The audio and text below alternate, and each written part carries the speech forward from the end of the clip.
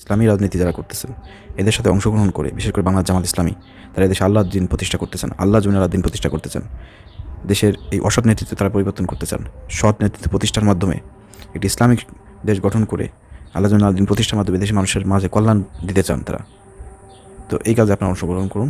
ইনশাআল্লাহ একদিন এদেশের মাটিতেও ইসলামের বিজয় হবে, আল্লাহর কালেমা বুলন্দিত হবে, আল্লাহ দিন প্রতিষ্ঠা হবে, আল্লাহর নিয়মকানুন বাস্তবায়ন হবে, আল্লাহ মানুষগুলো ক্ষমতায় আসবে। তখন আর এই সমাজে মানুষের দুঃখ দুর্দশা থাকবে না, দুর্দশা থাকবে না। রাসূল সাল্লাল্লাহু আলাইহি ওয়াসাল্লাম যেভাবে করেছেন, দেশ পরিচালনা করেছেন, রাষ্ট্র পরিচালনা করেছেন, তখনকার সময়ে নারী পুরুষ তারা সমানভাবে তারা বসবাস করেছেন। কোনো ভয় ছিল না, কোনো দুঃখ ছিল না, কোনো কষ্ট ছিল না, কোনো অভাব ছিল না। ঠিক ওরকম একটা সমাজ প্রতিষ্ঠা করতে হলে রাসূলের আদর্শ যারা ধারণ করতেছে, রাসূলের আদর্শ বাস্তবায়ন যারা কাজ করতেছে, তাদেরকে আপনাদেরকে সাপোর্ট করতে হবে, তাদের পাশে থাকতে হবে।